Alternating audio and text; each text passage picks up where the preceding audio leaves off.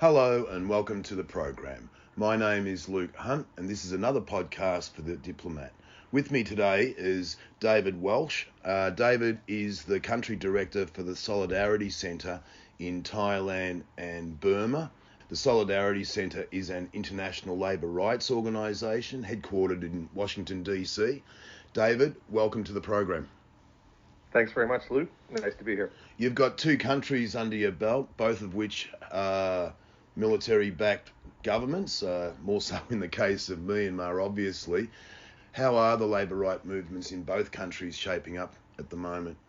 Well, I'd say there are two very distinct challenges going on in both countries. Start with Thailand. I mean, certainly both for those engaged in the sort of work of international human rights, international labor rights, that broadly speaking, and I think probably among the general populace, that broadly speaking, there's a sense that Thailand isn't necessarily, I'll use a bit of a misnomer, isn't necessarily at the forefront of labor rights violations, that things are relatively cool compared to, say, some of my previous homes like Cambodia or Bangladesh or even Indonesia. But in reality, certainly at present, a number of high-profile cases affecting not just Thai workers, but prominent leaders of the Thai trade union community are very much at the forefront of not only civil society's concerns here, but increasingly the international diplomatic community and the broader populace. So I'm happy to talk on a couple of them. Right. Well, what are the main issues? I understand there's a long ongoing dust-up, I guess. I don't want to understate it, but with the state railway unions of Thailand. Sure. We're at a critical juncture in that. The State Railway Union of Thailand, it's a case that's nominally referred to as the SRUT, the acronym of the State Railway Union of Thailand, the SRUT 13. It's 13 because 13 trade union leaders have been really facing severe illegal harassment going back to 2009. So effectively 13 years now. We're at an actually critical juncture. But certainly the Solidarity Center and the wider international trade union community would be involved regardless. Anytime 13 trade unionists are on the verge of being imprisoned, which is the case here, but it's particularly important and it represents a hugely symbolic moment in terms of potential assaults on the trade union community and the human rights community, because within those 13 is Sawit Kevan, who is effectively the most senior leader of the Thai trade union movement. And so while I'm happy to go into details of the case and where we are, fundamentally, we're facing a situation in Thailand where at present, the leader of the Thai trade union movement faces multiple years in jail, and not multiple years in jail because of corruption charges or because of malfeasance, but multiple years in jail for conducting basic trade union activities. So It's a pivotal moment. It affects freedom of association in Thailand. It affects the rule of law, and it's garnering enormous attention among the diplomatic community here and internationally. So we will see how it unfolds. Yeah, my understanding, and correct me if I'm wrong, is this basically started out over the safety of Thai trains, and they've never, pardon the pun, they've never had a great track record, and the government seems to have gone after the trade unions really harshly. Why is that? What is their bent?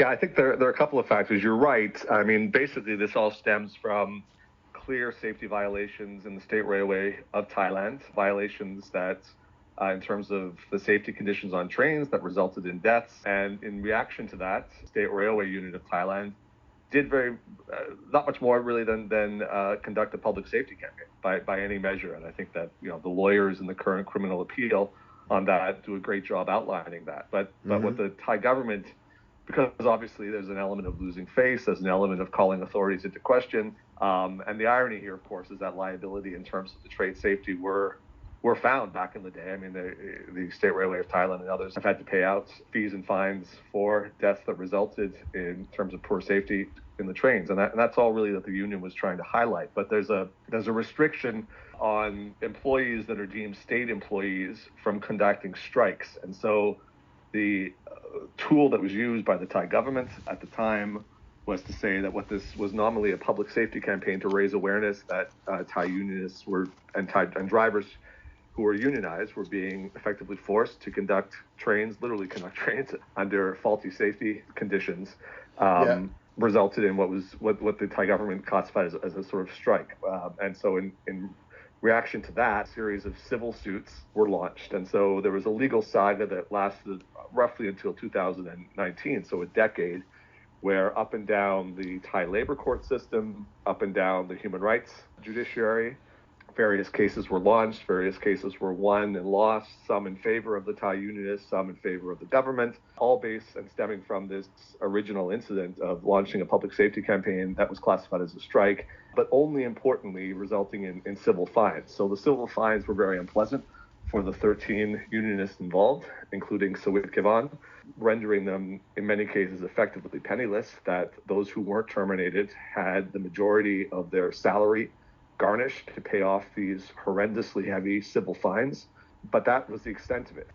Enter into 2019, where out of nowhere, with no forewarning, as the bulk of these payments and these civil penalties were on the verge of being paid, a body called the National Anti-Corruption Commission, the NACC, which was ostensibly formed to police conduct of politicians and senior civil servants, filed a criminal case against these 13 stemming from the same event. So to sort of get the dagger in, and they did so literally within weeks or a month of the statute of limitations for actually doing it. So clearly premeditated and clearly designed by the government, I would say, to sort of get a final thrust in after a decade of civil harassment. But the criminal the criminal provision which they were charged in with stemmed exactly from the same incident. So this came out of nowhere. I should also say that over the decade, this case featured incredibly prominently on various ILO complaints concerning Thailand, on trade petitions concerning Thailand. So you're sort of damned if you do and damned if you don't. By ignoring it, it would be difficult for the Thai trade union community and the international trade union community to ignore such a basic assault on trade union freedoms and rights. But on the other hand, by highlighting the case repeatedly in international arenas, there seems to be a bit of a correlation between further charges being brought. So charges were brought. The first criminal trial occurred in October 2020, so a year and a half ago. All 13 were found guilty and sentenced to 4 years minus a year in jail. And so the international trade union community and the Thai trade union community reacted very quickly to this. Bail was secured, an appeal was launched, and a variety of mechanisms have taken place in the interim, including an amicus curiae brief, so basically a friend of the court brief outlining how this sort of persecution, legal persecution, violates numerous international norms, violates any number of international conventions that the Thai government has signed on to, is a basic violation of rule of law, freedom of association, etc. There are 4 international groups that have endorsed that amicus brief. That forms part of the appeal. The legal team that is representing the 13, I would say, is comprised of the top litigators in this arena in Thailand. A very sophisticated appeal was filed and with the Court of Appeal here in Thailand. But also, more importantly, there's been a series of diplomatic efforts. I can say that at this point, 13 different embassies are regularly briefed on this situation.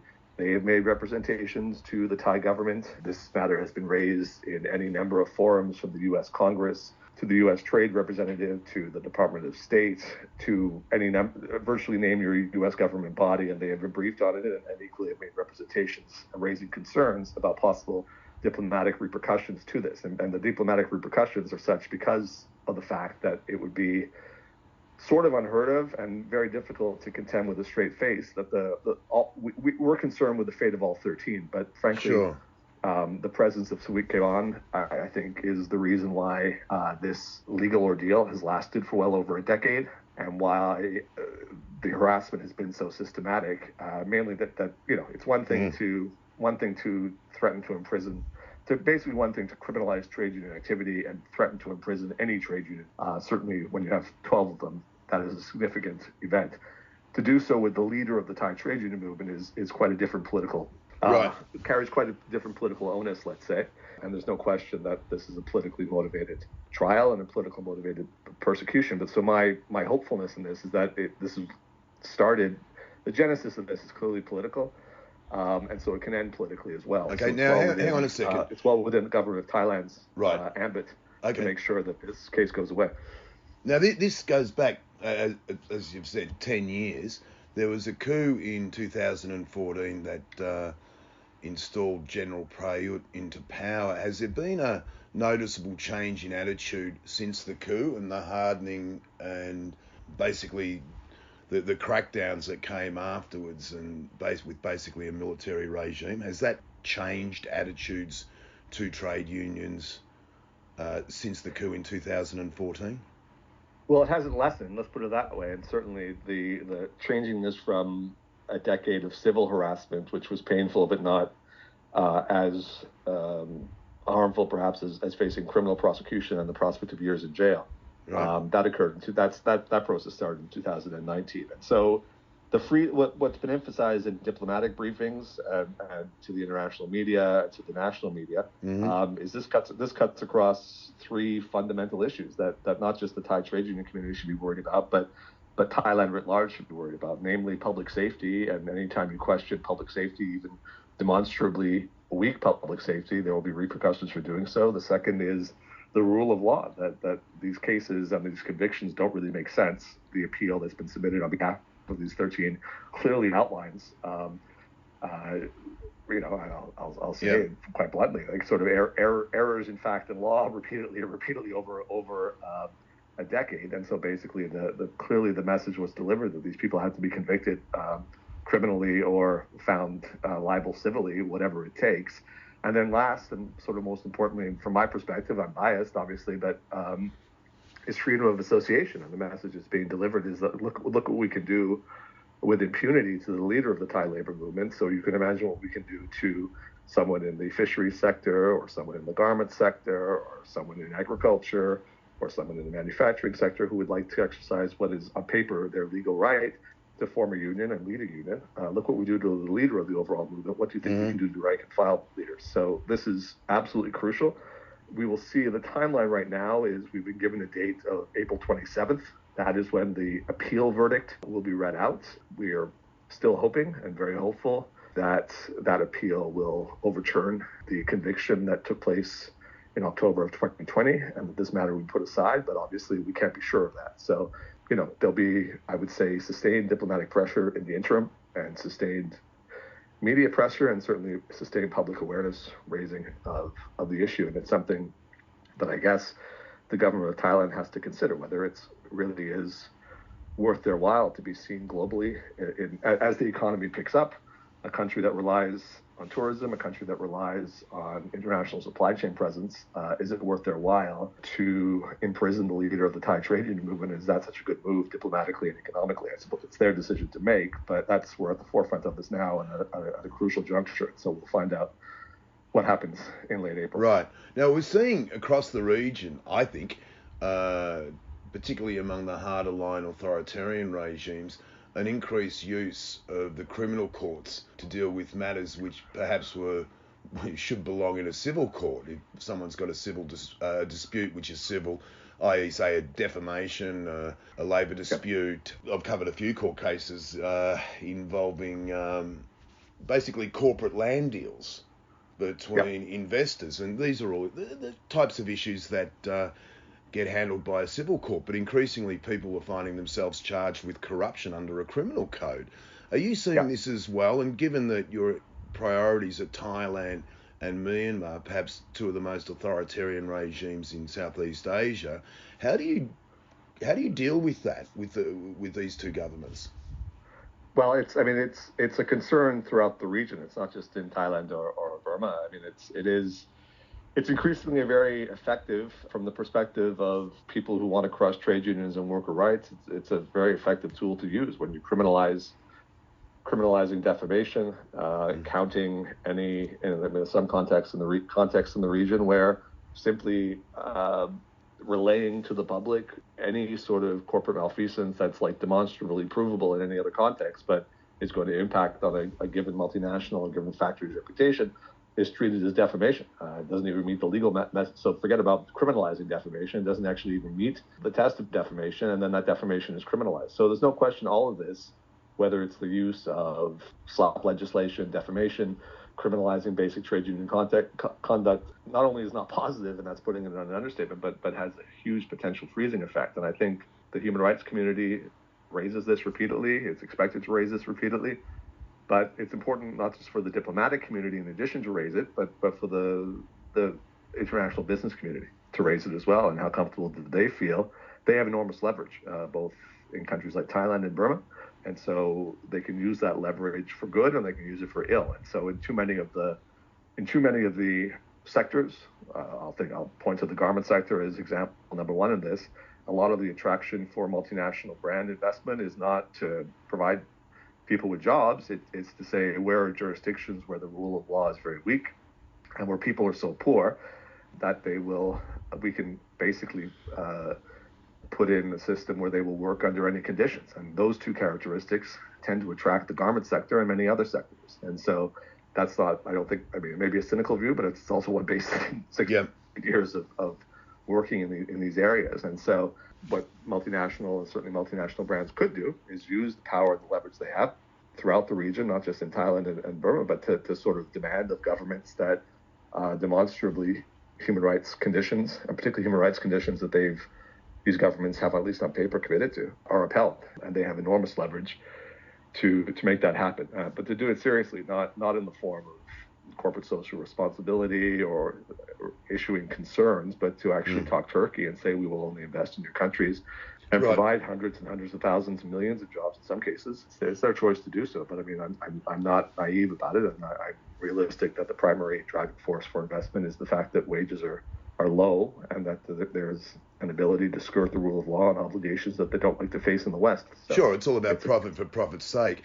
What are the major issues you're confronting in Myanmar? It's well in the news these days. The carnage is across the country. I mean, obviously that must be disrupting business, and also a lot of businesses have been pulling out. What are the major issues that you're having to deal with the junta there? Well, I mean, it's to the extent you're saying businesses are pulling out, that is sort of the issue that it's not for me to call for it. It's for the Burmese trade unions to call for it. And what Burmese trade unions have called for in a very unified fashion is for divestment that businesses and multinationals use the leverage that they have to apply pressure on what's an intolerable political situation. And what we're seeing is two things. There have been a couple of high-profile companies that have heeded those calls, so Total and Chevron, for example, recently in the oil and gas sector. But a dominant sector is the garment sector, where every multinational garment company you can imagine virtually has a presence in Burma. And what we've seen is no major brand to date pulling out. Some of them are trying to derive public relations benefits from saying they've stopped orders, but stopping orders temporarily as a wait-and-see approach is quite different from divesting from the country. And it's not us calling, or me calling for divestment. It's the Burmese trade unions who are best placed to do so. And they're doing so not because it's an easy call. They know that they and their members will be the first to suffer should this happen. But regardless of this, they feel that the issue is of such importance and the potential use of leverage is so crucial that they're willing to it's a very brave stance, that they're willing to absorb that pain to make political change that they desire. So basically, I think it's another example of the horrendous greed of the garment sector. The only thing that they have done, there's a monitoring program called ACT that is a tripartite system. Members of Burmese trade union membership, of some international trade union presence, brands are involved. Ironically, they suspended operations, I guess, in December. And so, but in a sense, this is putting the cart before the horse, or vice versa, whatever saying I'm lurching for here, in the sense that brands haven't pulled out, but what they have pulled out is a gesture of how seriously they take the political challenges in Burma, is that they pull out their monitoring. So the irony can't be overemphasized that by pulling out monitoring it, maintaining a presence is not quite what Burmese unions were calling for. It's exactly the opposite of what Burmese unions are calling for. So that if you want an example of cynicism, that's an example of. Who are the worst offenders among the brands? I mean, it's not a question of being reluctant to name one of them. I just think that the global garment industry operates in the following fashion. Basically, 15 or so major brands dominate the entire sector. The way it's set up is they could easily own the factories. They choose not to do so, and the method of subcontracting from the factories allows them to maintain the legal fiction that, they'd like to change conditions, but they're a consumer the way we are. They have no leverage, when in fact the opposite is the case. They maintain this legal fiction that they are customers, where in fact they set all the market trends, they set all the dynamics in a given factory, and repeatedly push. I don't want to give factory owners a pass here, but they are the brands are the prime drivers in making sure that factories drive down wages, drive down union rights, maximize profits as much as possible. If you don't do that, you lose the brand contract. So what we've seen, and is what's been relayed repeatedly from Burmese unions over the period, is that there has been a hit in terms of garment production, but to the extent the garment factories are still operating in Burma from sourcing to multinational brands, this, Right. as with any, never let a political crisis go to waste. What we've seen is trade union rights that were established in a very, very exciting period over the past decade. The Burmese trade union, blossoming as a very young, dynamic trade union movement, are being driven down. Wages are being driven down. Conditions are horrendous, and as a result, Burmese unions are calling for divestment of brands to apply necessary political pressure to restore democracy in the country, or at least take a step to do so. Okay, two quick questions. Are there any talks at all going on between the junta in Burma and the trade unions? And the second question, are there any talks at all going on between the junta and the brands? I can't really comment, and I'm not dodging it. I'm not, nothing that we can say publicly in that regard at all. I mean, the message is really on what multinationals can do, and not only what they can do, and it's not only for them to we made it easy, or rather Burmese trade unions have made it easy for them. They don't even have to think about what to do. They can just heed the call, the unified call of what Burmese unions have said and put out there, and that's the call for divestment. And so that's something that's pretty clear, and so far has not been heeded at all. But if we have a minute just to talk about another example of the garment sector's malfeasance in Thailand, I don't want to waste this opportunity in terms of highlighting a very, very important case that's increasingly becoming, I would say, the highest profile garment case currently in the sort of global community that deals with that. Can we talk about that for a minute? Sure. No, go ahead. Okay, there's a factory called Brilliant Alliance Thailand, BAT, and it's becoming, and will soon become, the highest profile garment rights case, I think, going on globally right now.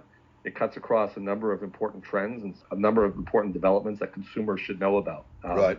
The background briefly is just under a year ago, the factory shut down. It's not an anomaly or unusual for a factory to shut down under dubious claims of bankruptcy caused by COVID. We saw it again and again and again and again, that rather than weather a storm and support workers who have driven up your profits for decades, both brands and factories, in hundreds, if not thousands of cases around the global sector, left workers high and dry without paying severance, without sustaining them in any way.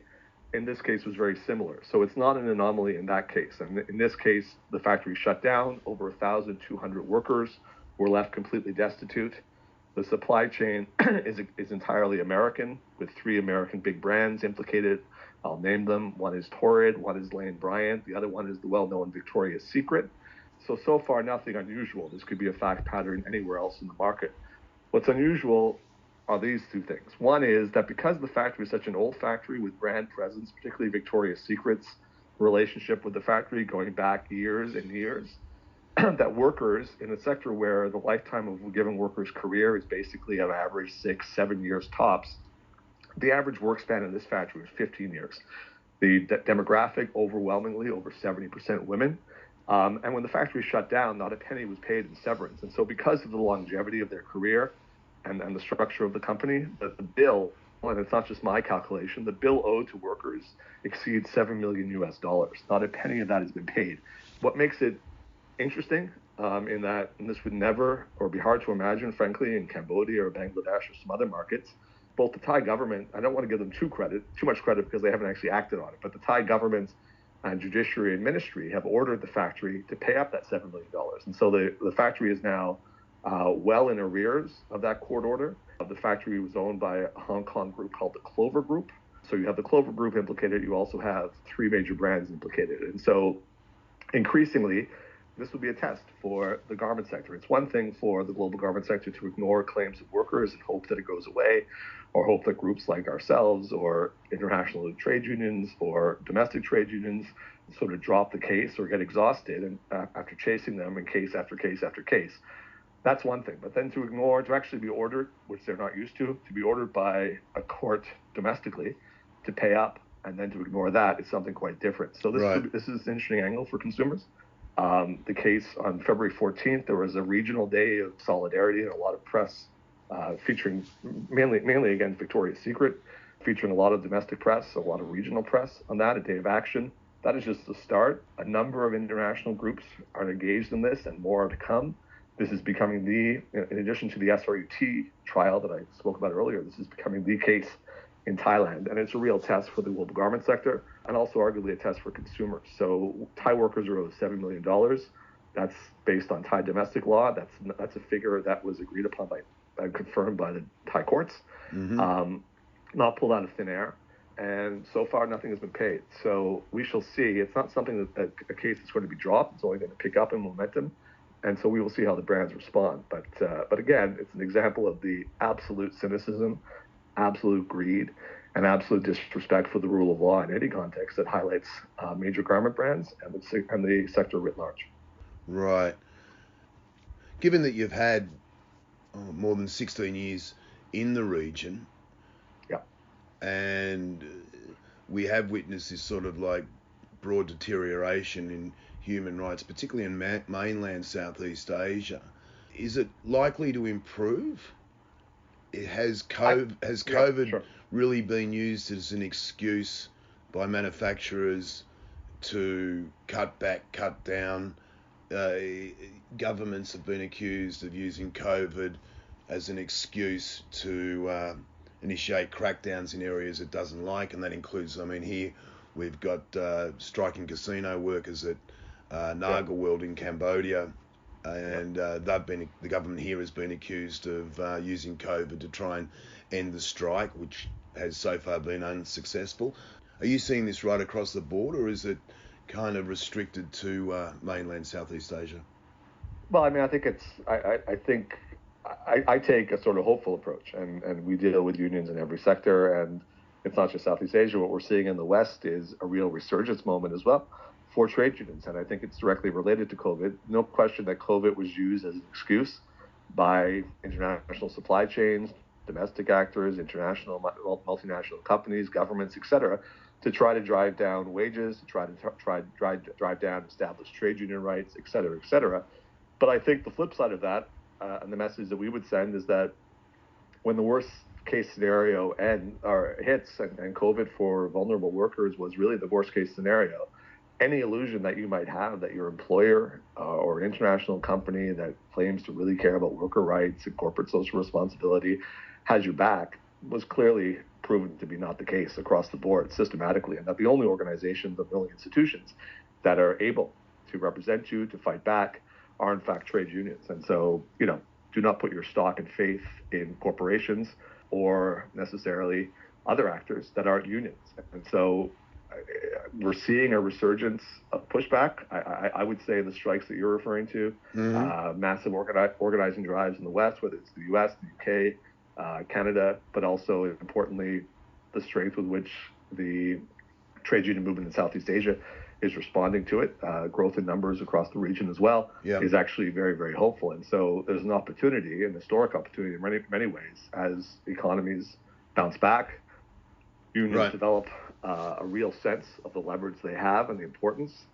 It's a workers' market at present that isn't restricted to the West. It's something that's universal. And so we hope and we expect, and we'll definitely support unions to maximize that leverage and to grow in terms of demographics, but grow in strength as well. We see increasingly labor law reforms taking place across the region, with unions not just being given, but taking a seat at the table. We see interesting informalized sectors.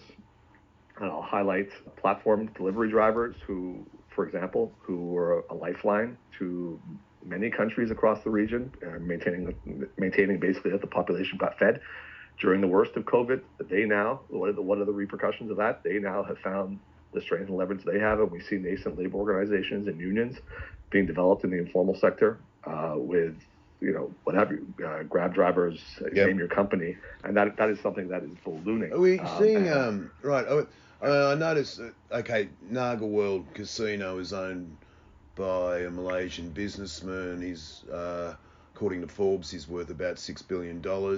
And the Malaysian unions have come out in support of the Cambodian unions who are on strike here. Are we seeing more of this across the region, where like-minded unions are starting to back each other a lot more? I think it was always the case, but I also think they're becoming much more sophisticated in use of social media and Right. just leveraging the connectivity and the fact that the supply chains are essentially the same and dominated by the same actors with the same bad practices. And so it's not just the Malaysian union support for the Naga strike; it's the regional day of action against Victoria's Secret, highlighting on February 14th, highlighting the Brilliant Alliance Thailand case to support Thai unions here. So there'll be a lot more of it going ahead, and regional approaches to things like platform driver organizing, leverage, legal reforms.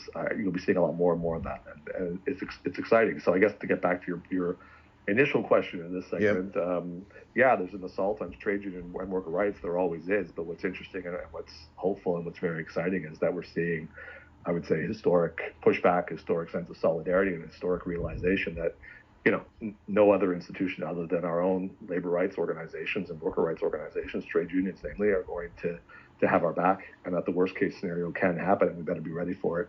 And you're ready for it not by necessarily adhering to putting faith in your company's stated corporate accountability obligations, but in fact on your trade union rights and the trade union that you form. And so this is an exciting time. And on that note, David Welsh, thanks very much for the chat.